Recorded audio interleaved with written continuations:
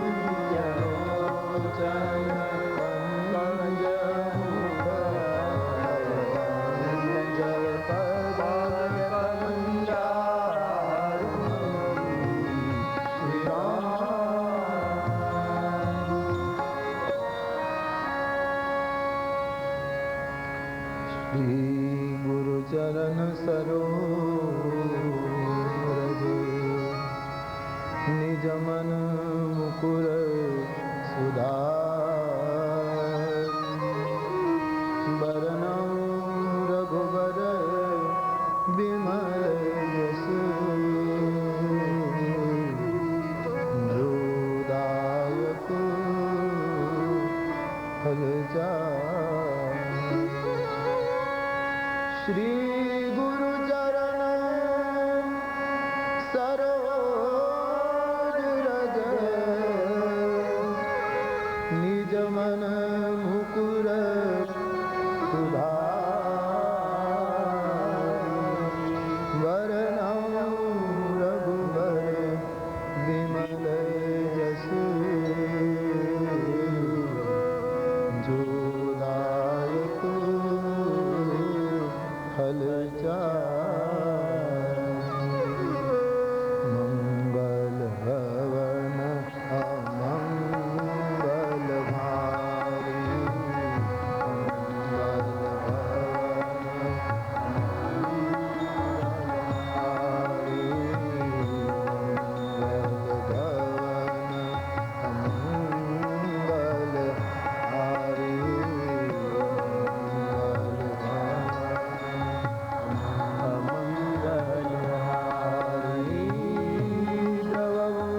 दशरथ अजिर विहारी द्रवं दशरथ अजिर विहारी द्रवं दशरथ अजिर विहारी द्रवं दशरथ अजिर विहारी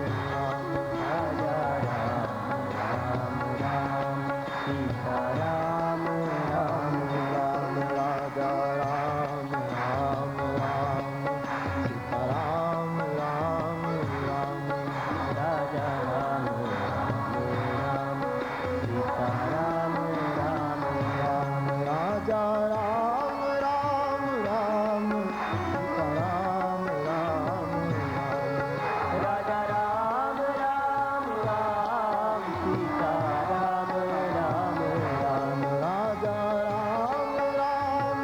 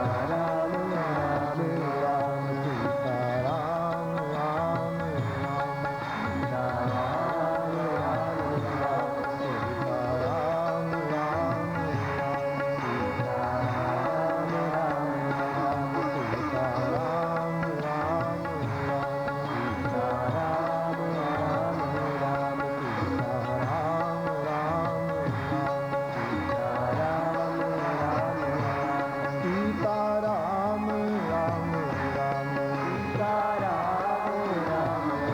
राम राजा राम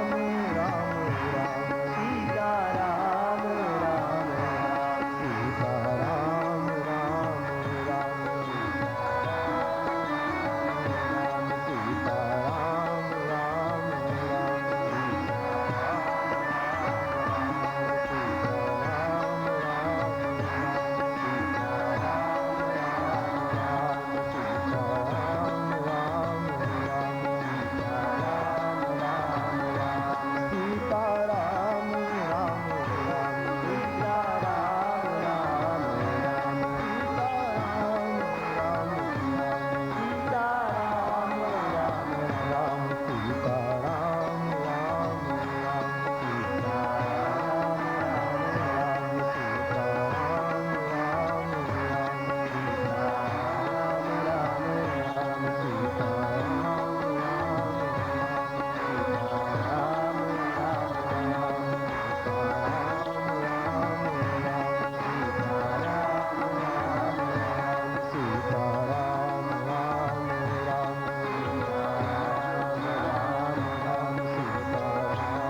राम राम राम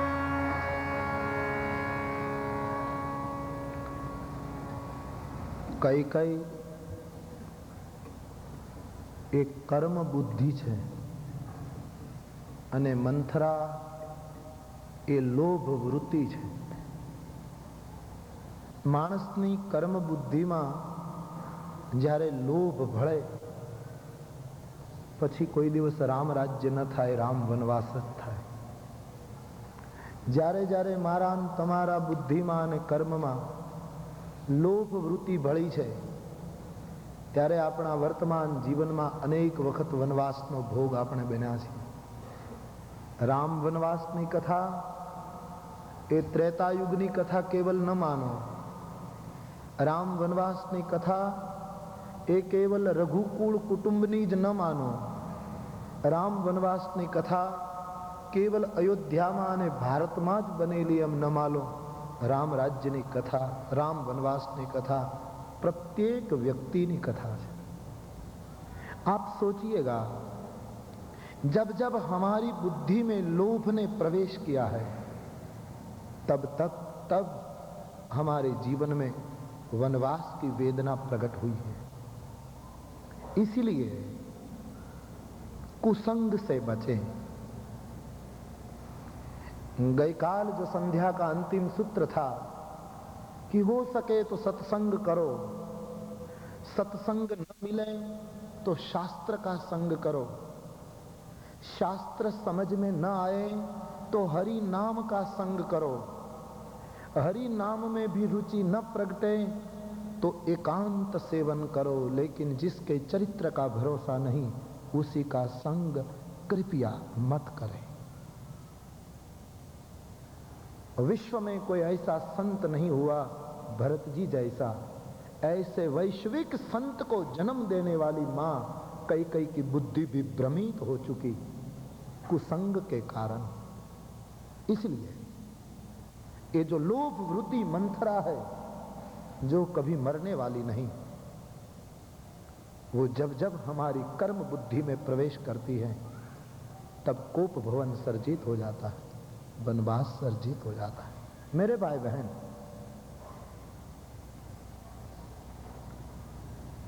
तो आप बुद्धि का बहुत ख्याल करें, बहुत सावधान रहें.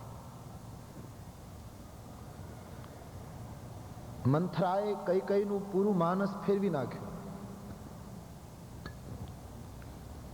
કૈકેયીને કુચાલી અને વિઘ્ન પ્રિય લાગવા લાગ્યું. મંથરાને કૈકેયીએ પૂછ્યું કે આ સમયે મારે શું કરવું જોઈએ? ત્યારે મંથરાએ કહ્યું, મહારાજાની પાસે તમારા બે વચન માંગણા છે, માંગી લો. બોલે, શું માંગુ? દેવી, પોતાનું હિત અને પોતાનું અહિત શેમાં છે એ તો પશુ પક્ષીને પણ ખબર પડે. આપ તો મનુષ્ય છો. તમારી શોખોએ તમને ખબર વગર જે ષડયંત્ર રચ્યું એનું કડવું ફળ સવાર પડતા કૌશલ્યાને અને સુમિત્રાને આપી દો. હા, લેકિન ક્યાં માંગુ બતાઈએ? બોલે, મહારાજા દશરથજી હમણાં તમને ખબર આપવા માટે આવશે. એ વખતે તમે કોપ ભુવનમાં જઈને સૂઈ જાઓ. પૃથ્વી ઉપર ફાટેલા કપડાં પહેરી, આભૂષણો ફેંકી દઈ અને મહેલમાં અંધકાર કરી આપ સો જાઓ. મહારાજ આવે અને તમને મનાવે, વચન આપવાનું કહે ત્યારે બે વચન માંગજો. તમારા પુત્રને રાજ્ય મળે અને રામને વનવાસ મળે. મંથરાના મુખમાંથી જ્યારે આ શબ્દો નીકળ્યા કૈકેયી પાસે કે રામને વનવાસ આપો, એ વખતે આખી અયોધ્યાને અપશુકન થયા છે. દીપ બૂજને લગે, લોકોના હાથમાંથી ફૂલની માળાઓ પડવા લાગી. શંકા કુશંકા થવા માંડી છે. ક્યાં હોગા? મંથરાએ કૈકેયીને જેમ કહ્યું એમ કૈકેયીએ બધું કર્યું અને કૈકેયી કોપ ભુવનમાં જઈને પૃથ્વી ઉપર સૂતા. દીવાબત્તી બંધ કરી દીધી. કુસંગ અંધકાર જ કરી શકે, અજવાળું ન કરી શકે. અજવાળું તો સંતોનો સંગ કરી શકે. એટલે ભારતનો ઉપનિષદકાર માંગણી કરે છે, તમસો માં જ્યોતિર્ગમય, અમને અંધારેથી અજવાળામાં લઈ જા. અસતો માં સતગમય, અમને સત્ય તરફ લઈ જા. આ ભારતીયોની માંગણી છે. કુસંગે હંમેશા અંધકાર સર્જાયો છે. કુસંગે હંમેશા માણસને કોપ ભવનમાં મોકલ્યો છે, કનક ભવન તરફ નથી મોકલ્યો. અયોધ્યામાં બે ભવન છે, કોપ ભવન જ્યાંથી રામને વનવાસ થયો અને બીજું કનક ભવન જ્યાં રામ રાજ્યની સ્થાપના થઈ. सत्संग कनक भवन की ओर ले जाता है, कुसंग कोप भवन की ओर ले जाता है. निर्णय तुम्हें करना है कि तुम कहां गति करना चाहते हो. दोनों को साथ साथ निभाना कठिन है. दो में से एक का चुनाव करना पड़ेगा. जुगपद निर्वाह ग्रंथकार कठिन बताते हैं. चाहे कोप भवन पसंद करो, चाहे कनक भवन पसंद करो, दोनों का निर्वाह मुश्किल है. बड़ी पुरानी कथा है. एक कुंभार જાતનો કુંભાર હતો. એની 2 દીકરીઓના એમણે લગ્ન કર્યા. એક દીકરી એમણે ખેડૂતને ઘરે આપી કે જે કુંભારનું કામ નથી કરતી પણ ખેતી કરે છે, અને એક દીકરી એમણે કુંભારનું કામ કરે એટલે માટીના વાસણો બનાવે ચાકડા ઉપર, એને ઘરે આપી. एक दिवस कुम्हार ने इच्छा थी कि चलो दोनों बेटी के घर हो आए, जरा उसकी खबर पूछ लें, बेटी आजकल कैसी है. પહેલા ખેડૂતને ઘરે જે દીકરી આપી છે, જે ખેતી કરે છે, એને ઘરે કુંભાર ગયો. બાપુજી આવ્યા એટલે બહુ રાજી થઈ, સુખ દુઃખની વાતો કરી. 2-3 દિવસ એનો પિતા ત્યાં રોકાયો. વિદાય લેતી વખતે પિતાએ દીકરીને પૂછ્યું, બેટા તું આમ સુખી છો ને બેટી, सब ठीक है ना? हाँ बापूजी सब ठीक है, आपके आशीर्वाद से सब ठीक है, लेकिन एक चिंता है. बोले क्या? कि વરસાદ થતો નથી. અમે ખેતરમાં અનાજ વાવી દીધું છે અને હવે 10 દિવસમાં વરસાદ નહીં થાય તો અમારું બધું અનાજ બળી જશે અને અમે આખું વર્ષ હારી જઈશું, દુષ્કાળ પડશે. વરસાદ થાય તો સારું. આમ છોકરીએ એના બાપુજીને કહ્યું. એના પિતાએ કહ્યું, बेटी भगवान दया कर से, ऐसा कहकर वो विदा लेता है. 10 मील पर दूसरी बेटी रहती थी, वहां गया वो. એ બેટી કુંભારનું કામ કરતી હતી, માટલા વગેરે ઘડે, એને ત્યાં હતી. ત્યાં 2-3 દિવસ એ પિતા રહ્યો. દીકરીને પૂછ્યું, બેટા कैसा है? બોલે બાપુજી બધું સારું છે પણ એક ચિંતા છે. શું? કે અમે વાસણો બનાવી અને નિભાડામાં પકાવવા નાખ્યા છે, 15 દિવસ વરસાદ ન થાય તો સારું, નહીતર અમારો નિભાડો આખો ખલાસ. आप सोचिए बाप किसको राजी करे? जो बारिश चाहती है उसको राजी करें या बारिश को मना कर रही उसको? दोनों पद का निर्वाह असंभव है. एक बेटी को राजी करना पड़ेगा, एक को निराश करना पड़ेगा. यदि आप सुमति चाहते हैं तो आपको कुबुद्धि को निकालना पड़ेगा. यदि आप कुबुद्धि चाहते हैं तो आपको सद्बुद्धि को एक और रखना पड़ेगा. जुगपद निर्वाह कठिन है. या तो तटस्थ हो जाओ, जिसको गीता उदासीन कहता है. गीता बहुत सुंदर आज्ञा देती है, आप गीता पढ़ें.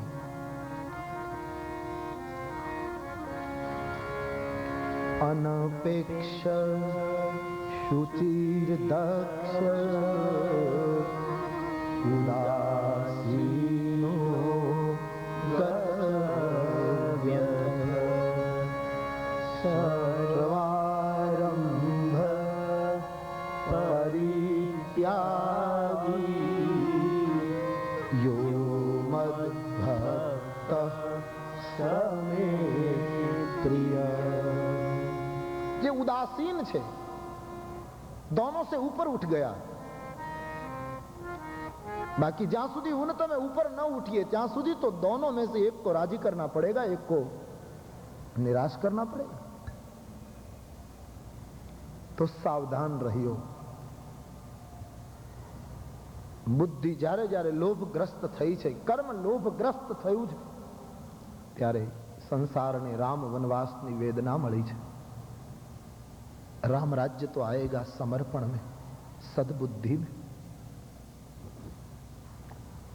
कई कई कोप भवन में जैन सुई गया. व्यवस्था गोठवाई गई. અહીં સાંજ પડી, અયોધ્યામાં જય જયકાર થાય છે. કોઈને ખબર નથી કે કઈ કઈના મહેલમાં શું રચાયું છે. અહીં મહારાજા દશરથજી બધી જ તૈયારીઓ કરી અને પોતે જાતે કઈ કઈને સમાચાર આપવા માટે આવે છે. દશરથજીને કઈ કઈ ઉપર ઘણું આકર્ષણ હતું, એ રામાયણ ઉપરથી જાહેર થાય છે. કઈ કઈ તરફ એ વધારે ખેંચાયેલા રહેતા હતા. तो एक बात तो आटली है, आप ध्यान दें, मैं संक्षेप में कहूंगा लेकिन जीवन की गहराई को ठीक से आप समझें. कुछ जो गहन बातें हैं.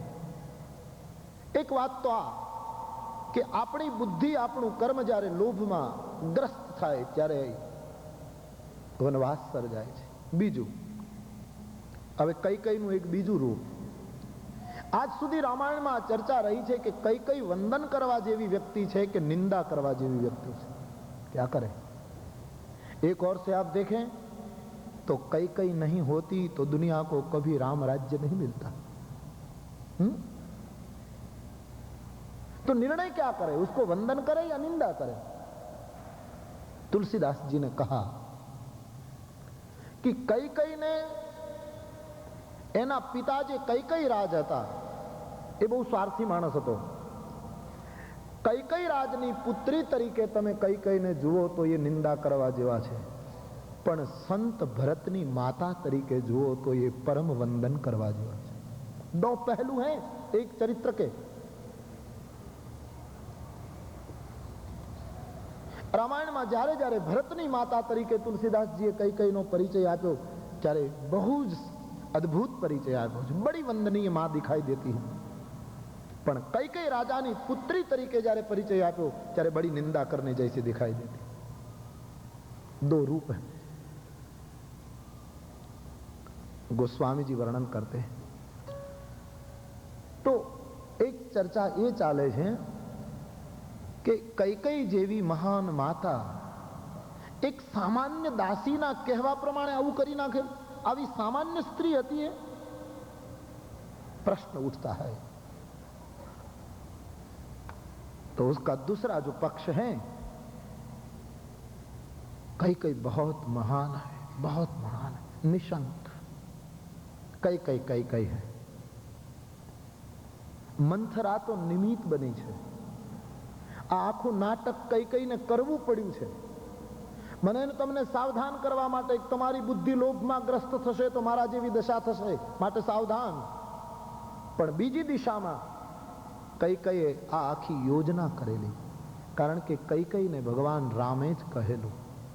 એક દિવસ રામ ચારે ભાઈઓ સરયુને કિનારે રમતા હતા. દશરથજી એને ભોજન માટે બોલાવવા ગયા પણ રામજી આવતા નથી. કૌશલ્યાજી ગયા, સુમિત્રાજી ગયા તો પણ આવતા નથી. ત્યારે કૌશલ્યાએ કૈકઈ માને કહ્યું કે દેવી, તમારું કહ્યું રામ જલ્દી માને છે, માટે તમે એને બોલાવો. તો કૈકઈમાં રામને પકડવા દોડ્યા તો રામ ઘણે દૂર ગયા. કૈકઈમાં પાછળ પાછળ બંને એવી જગ્યાએ પહોંચ્યા કે લોકો એને જોઈ શકે છે પણ એ બંને વાત શું કરે છે એ સાંભળી ન શકે, એટલી દૂરી પર ગયા. એ વખતે રામજીનો હાથ કૈકઈ માએ પકડ્યો. રાઘવ, ऐसी शरारत न करे बेटे, चलिए. ત્યારે માનો હાથ પકડીને કહ્યું કે માં, એક વચન આપ તો હું જમવા આવું. ક્યાં? માં, મારા પિતાજી મને રાજ્ય આપવાની વાત કરે ભવિષ્યમાં, ત્યારે તારે દુનિયાની બદનામી સ્વીકારી અને મને વનમાં મોકલી દેવાનું. राघव, ये मुझसे नहीं होगा.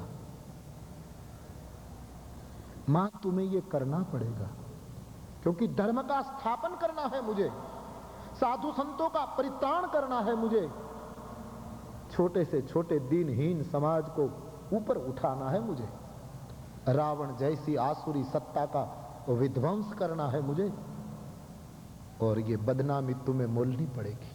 मुझे वचन दो कि तुम मुझे वनवासी बना दो. कई ने राम बहु प्रिय था. मां रोने लगी. नहीं बेटे, इससे तो अच्छा है कि मेरी मौत हो जाए, हम ये कठोर कदम नहीं उठा पाए. तो बोले, मां मैं खाना नहीं खाऊंगा, चुनाव तुम्हें करना है. या तो तू મને વનવાસ આપવાનું વચન આપ, या तो मुझे नहीं देख पाओगे. કૈકઈ માટે ધર્મ સંકટ હતો.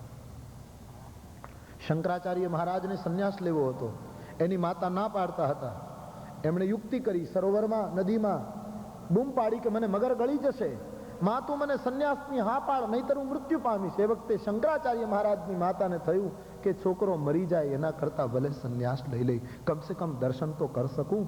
રામ કંઈક અનર્થ કરી બેસે એના કરતા કૈકઈને થયું હશે कि चलो वनवास दे दूं ताकि कम से कम राम का कभी दर्शन तो कर सकूं. અને રામજીએ ચોખવટ કરી, સુન માં, મને વનવાસ આપ્યા પછી તારે 3 વસ્તુ સહેવી પડશે. પહેલું, દુનિયામાં બદનામી મળશે તને, લોકો તને ગાળો દેશે, મારા ખાતર સહન કરવું પડશે. બીજું, તારો પુત્ર ભરત તારો ત્યાગ કરશે. ભરત તને માં નહીં કહે, કારણ કે ભરતને મારા ઉપર એટલો પ્રેમ છે, वो तुमसे नफरत करेगा क्योंकि तुम मुझे वनवास दोगी. तारे प्रतिष्ठा गुमाववी પડશે, તારે પુત્ર ગુમાવવો પડશે, અને માં, મારી જીભ ઉપડતી નથી પણ તારે તારું સૌભાગ્ય ગુમાવવું પડશે. મારા પિતાનું મૃત્યુ થશે. પતિ, પુત્ર અને પ્રતિષ્ઠા 3 ગુમાવીશ. તને વ્યક્તિગતમાં બહુ મુશ્કેલી પડશે, પણ દુનિયાને રામ રાજ્ય મળી જશે, જગતનું કલ્યાણ થઈ જશે. तो विश्व के कल्याण के लिए, पूरी मानव जात के लिए,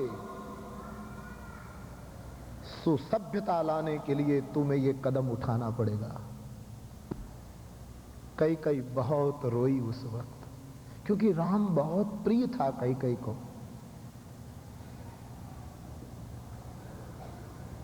કઈ કઈએ કહ્યું કે બેટા તારે આવું જ કરવું હોય તો મને શું કામ આમાં નાખે છે? મહારાજાને જ કહી દે ને વચન લઈને કે તારા પિતાજી જ તને વનવાસ આપે. રામજીએ કહ્યું મારા પિતાને વચનમાં બાંધીને કહું કે તમે મને વનવાસ આપો તો શક્ય બને, પણ શાસ્ત્રનો નિયમ છે પિતા કરતા પુત્ર ઉપર માનો 10 ગણો અધિકાર વધારે છે, એવો શાસ્ત્ર નિયમ છે. એટલે આપણી સંસ્કૃતિમાં પહેલા માતાને આદર આપવામાં આવ્યો છે. માતૃદેવો ભવ પિતૃદેવો ભવ. રામ સીતા નથી બોલાતું, સીતારામ બોલાય છે. પહેલા શક્તિને આદર આપ્યો છે. કૃષ્ણ રાધે નથી બોલાતું, રાધે કૃષ્ણ બોલાય છે. પહેલા શક્તિને, માતૃને પહેલા આદર આપ્યો. શંકર પાર્વતી લોકો બોલે છે, ખોટું છે સંસ્કૃત પ્રમાણે. પાર્વતી શંકરો વંદે,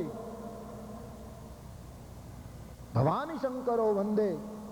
પહેલા ભવાનીનું નામ લેવાય છે. કાલિદાસ પણ કહે છે જગત પિતરો વંદે પાર્વતી પરમેશ્વર. પાર્વતી પરમેશ્વર, સીતારામ, રાધેશ્યામ. પહેલા માતૃ પૂજા ભારતની સંસ્કૃતિએ કરી છે, કારણ કે બાપ કરતા માનો 10 ગણો અધિકાર છે પુત્ર ઉપર. તો રામજીએ કહ્યું કે પિતા પાસે વચન માંગુ અને પિતા મને વનવાસ આપે તો કૌશલ્યા માનો 10 ગણો અધિકાર મારા ઉપર છે. તો એ કૌશલ્યા માં મારા પિતાની આજ્ઞાને ઉડાડી મૂકશે, કારણ કે એનો 10 ગણો અધિકાર મને વનમાં નહીં જવા દે. કઈ કઈએ કહ્યું તો ऐसा કરે कि मां कौशल्या पासेથી વચન લઈ લો અને કૌશલ્યા તને વચન આપે. બેटे मुझे ये बात मत करवाओ. બોલે હા માં, કૌશલ્યાજી પાસેથી વચન લઈ લઉં તો એ મને વનવાસ આપી શકે, પણ નિયમ એવો છે કે પિતા કરતા માતાનો 10 ગણો અધિકાર પુત્ર ઉપર અને માતા કરતા સાવકી માતાનો વધારે 10 ગણો અધિકાર પુત્ર ઉપર છે. તો કૌશલ્યા કરતા તારો અધિકાર 10 ગણો મારા ઉપર છે. પિતા આજ્ઞા આપે તો કૌશલ્યા બદલી શકે, કૌશલ્યા આજ્ઞા આપે તો તું બદલી શકે, પણ માં તું આજ્ઞા આપે તો પછી કોઈ નહીં બદલી શકે. સુપ્રીમ કોર્ટનો હુકમ થયા પછી નાની કોર્ટોમાં દલીલ કરવામાં આવતી નથી. તુમ કહ દો કે બન જાઓ તો મેં ઘર આવું, તો મેં ખાના ખાઉં. હૃદય પુત્રને લગાડી કઈ કઈ માએ વચન આપ્યું, ઠીક હૈ બેटे, तुम्हारी यदि ये इच्छा है तो चलो, मैं ये बदनामी ले लूंगी. અને જગતમાં યશ લેવા માટે તો આખી દુનિયા દોડે, પણ બદનામી લેવા માટે તો કોઈ કઈ કઈ જેવા નીલકંઠો જ દોડે છે. અમૃત પીવા માટે તો આખી દુનિયા દોડે, પણ વિષ પીનારા તો કોઈ શંકર જેવા જ નીકળે છે. રામાયણમાં જે દુઃખ, વેદના, આલોચના, નિંદાનું જે વિષ નીકળ્યું એ કઈ કઈ માં શંકર બનીને પી ગઈ છે. રામાયણની નીલકંઠ છે ભગવતી કઈ કઈ અંબા. બીજું, રામને વનવાસ આપવા માટે કઈ કઈ એક એવો પણ વિચાર કર્યો કે રામ જે કામ માટે આવ્યો છે એ કામ રામ નહીં કરે તો રામની બદનામી થશે. એ તો સીધી વાત છે ને. આપણે જે કામ માટે જે જગ્યાએ ગયા હોઈએ ત્યાં એ કામ કરીએ તો જ ન્યાય આપ્યો કહેવાય. એ કામને બદલે બીજું કરીએ તો આપણે કામને ન્યાય ના આપ્યો કહેવાય. સીધી વાત છે. અમે અહીંયા કથા કહેવા આવ્યા છીએ, અમારે કથા જ કહેવી જોઈએ. અહીંયા કથા કહેવા આવીએ અમે અને કથા ઉપરથી અમે જાહેરાત કરી દઈએ કે બપોરની કથા નહીં થાય, અમારે 3 થી 6 પિક્ચર જોવા જવું છે. તો તમે અમારા માટે શું વિચારો?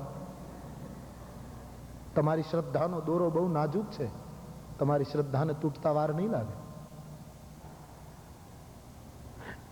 પિક્ચર જોવાનું તો ઠીક ન ગણાય, ચાલો એ અમે ન કહીએ, પણ કથા કહેતા કહેતા અમે એમ કહીએ, અડધી કથા 1.5 કલાક કર્યા પછી એમ કહીએ કે તમે અમને અહીંયા ચા લઈ આવી આપો, નહીંતર અમે કથા નહીં કરીએ. તો ચા પીવી એ કોઈ ગુનો છે? અથવા એમ કહીએ અમને આઈસ્ક્રીમ લાવી આપો, તો કોઈ આઈસ્ક્રીમ ખાના કોઈ ગુના?